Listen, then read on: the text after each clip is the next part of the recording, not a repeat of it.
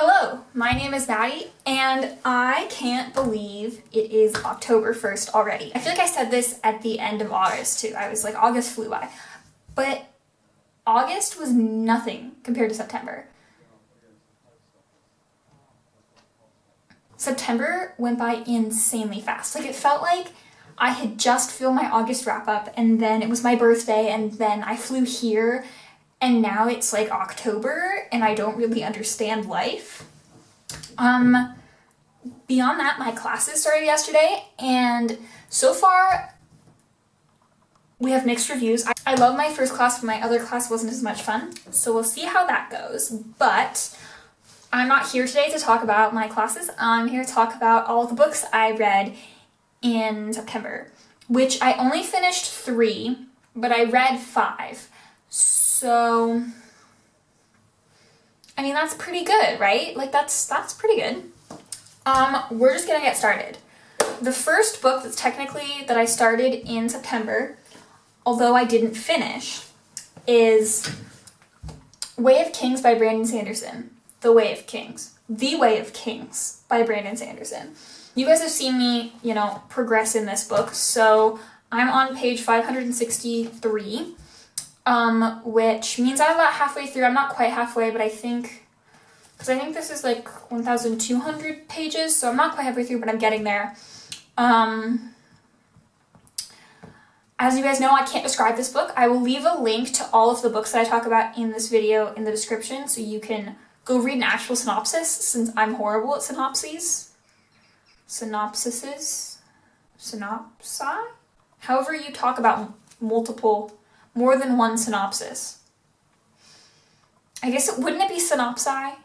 I don't know. Anyway, it doesn't matter. It really doesn't matter. I don't know whether I've talked about this before, but this book, I was really invested and I really loved it, but it started out pretty slow because it has so much time to develop the plot and the characters that the beginning is just sort of drags on and you're not really connected to anything.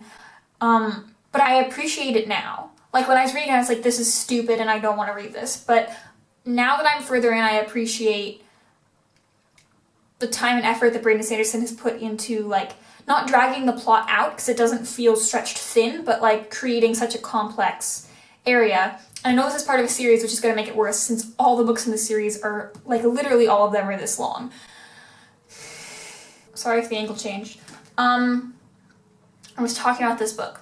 Once I finish the book that I'm currently reading, like, right now, I will continue this book, and I'm really hoping that I can finish it in October. If I haven't finished it by the end of October, A, something is wrong with me, and B, I'm going to be attacked by my friend, even though he lives very far away from me.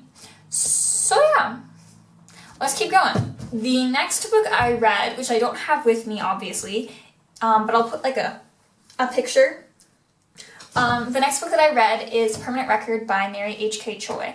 And the day that this came in the mail, I knew that I needed to read it as soon as possible. Okay. Anyway, I got this book the day that I went to the Kendara, Blake, and Catherine McGee event in Seattle, and I couldn't pick it up right then. And then the next day, I was literally like, we're pulling out all the shots, and we're gonna read this. Because there was no one home, because it was the first day of school for my sisters. So I just had nothing to do, and a lot of time. It was amazing. That was the day in September that I read the most amount of pages, because I've been keeping track of the amount of pages that I read. So that was the day that I read the most amount of pages. And it was such a good book. I loved it so much. I still haven't described this about. Permanent Record is about a character named Pablo who is a college dropout. He's not doing super great for himself, but he's really good at avoiding responsibilities. So he has a whole bunch of, like, credit card debt, and he still hasn't paid the rent for his apartment that he shares with a couple of people because he's having trouble with his, I guess, finances and managing his finances. But one day in the little grocery store that he works in, it's a bodega, no matter what you think. No matter what he says, it's a bodega. There's a famous girl named Leanne Smart that comes in, and they sort of bond and get into a relationship. So it's about him dealing with, like, social media and how that affects his relationship with her and the press and all that stuff. And it was really, really amazing. I highly recommend it. I highly recommend everything Mary H.K. Choi writes. Who am I kidding? One of the 3 books that I brought here that was, like, the most important to me was Emergency Contact by Mary H.K. Choi. So go pick up Mary H.K. Choi's books. Thanks for coming to my TED Talk. Next, I read Tunnel of Bones by Victoria Schwab. And I don't know whether or not I got to talk about this in... Oh yeah, I did. I talked about it in my... I talked about Permanent Record and Tunnel of Bones in my...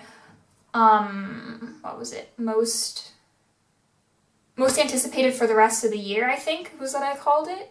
I don't really remember. I'll leave a link in the description and in the cards if you want to watch it.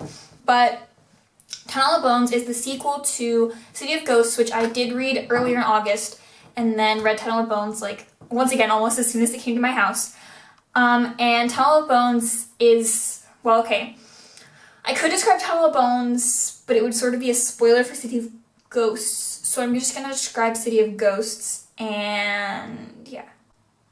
So City of Ghosts is about a girl named Cassidy who went through a near-death experience, or an actual death experience, but was like, is still living, but can now go into the ghost world. And her best friend is a ghost, and she doesn't really know why she can, and her parents start a TV show called Ghost Hunters, where they go around and like talk about different famous places that have ghosts. And so obviously, like, Cassidy has to come along because she's only like 11 or 12, so, you know, legal responsibilities.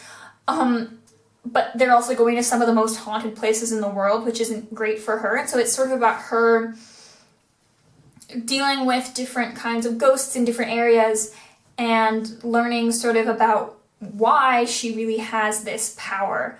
And it was absolutely amazing. You can see me freak out about it in my August wrap-up.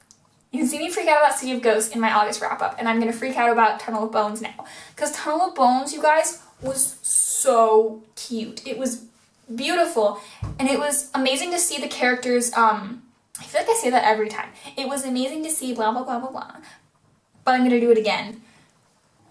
But it was really cool to see the characters sort of continue to grow and come into themselves and get not come into themselves completely, but get more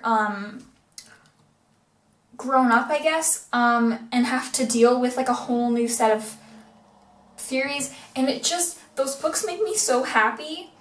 Like, I'm not one for reading a lot of middle grade. Like, as you know, I read more young adult and adult, and I actually, this has changed, but I used to really hate reading books about people younger than me because I'd always get really mad at the characters, and I'd be like, you're too young for this, because I wasn't allowed, you know. I used to be really stuck up about ages, characters ages in books. Why was that so hard for me to say?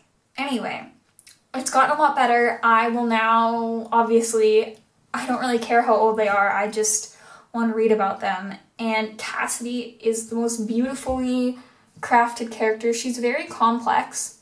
I don't know why I said that like I was surprised. She's a really complex character, which is so cool. And I feel like she's a really great sort of role model for people who are reading the book, because, like, especially when you're young, you're so impressionable to, like, the way that books are just, like, the way that characters do things. And I think that for people who are reading her books, or for people who are reading those books, Cassidy specifically is a good role model and like a good way to see life, I guess.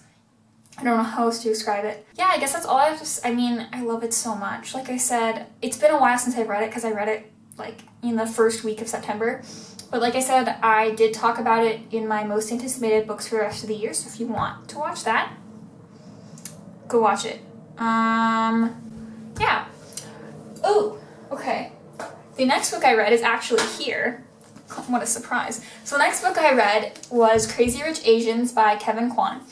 And I think I talked about this, but this book I actually read with a friend. We're both in college. We're kind of far away from each other, so we decided that together we're going to read some books so that we could have sort of like a book club so we could connect with each other better and stuff. So this was our first book that we read together. And I saw the movie, so I went into this with a couple of expectations based on the movie. and those expectations were really blown out of the water. This book is really similar to the movie with a couple of minor differences that I will talk about a little bit. But yeah, this book is about a girl named Rachel who lives in New York with her boyfriend Nick, and she doesn't really know a lot about Nick's family. They're both Chinese, but she doesn't know a lot about his family, and then he invites her home to Singapore, which is where his family lives, for one of his best friend's weddings. And then she sort of gets thrown into the culture there and the people and sort of how that world differs from her world, and it's insanely different. In terms of comparing the book to the movie, I know I shouldn't really compare it to the movie, but I was really impressed at how similar the movie was to the book, because not a lot got left out of the book. There were a couple of things.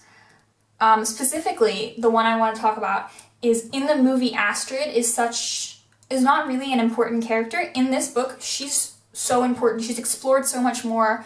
Her identity gets more solid, I guess, in my eyes, in this book. And so if you guys watched the movie and enjoyed it, I definitely recommend picking up this book, not only because it goes more in depth with a lot of the scenes we see, it actually goes more in depth with a lot of the characters, because we get to see from a lot of different perspectives and not just Rachel's. And that's so amazing. And Astrid, oh my god. I liked Astrid when I first watched the movie. Now she's my favorite character in this entire book. She's beautiful and I love her so much. And the final book that I have at least read part of in September that I'm actually currently reading is Nevernight by J. Kristoff. If you haven't heard about this book, it's about a girl named Mia, and she's an assassin, and she's trying to get into a fancy assassin school. And then a lot of things start to go wrong. And that's all I feel like I can say without really spoiling it. That's probably all the back really says. Yeah, she's an assassin, she has a cat, all these beautiful things. This is adult.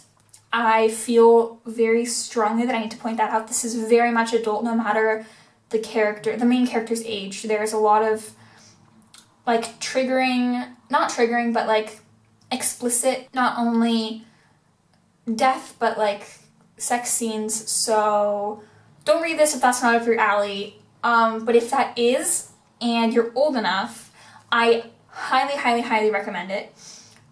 It's really good so far.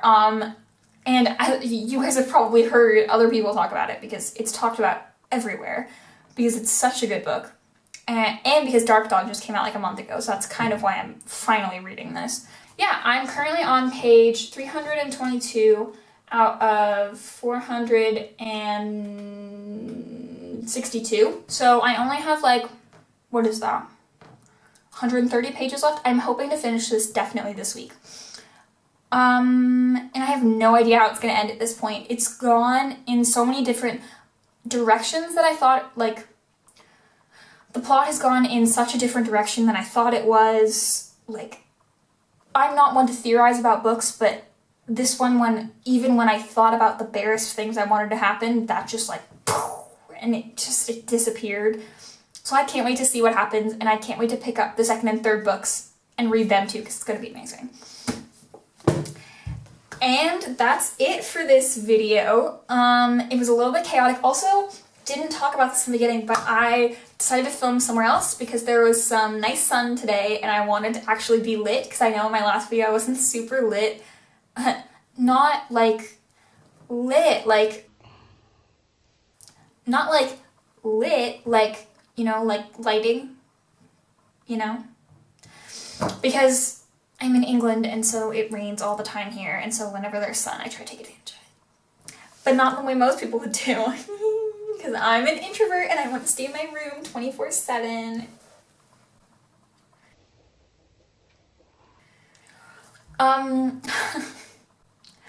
Thank you guys so much for watching. I hope you enjoyed this video, and I will see you soon for another one. Bye!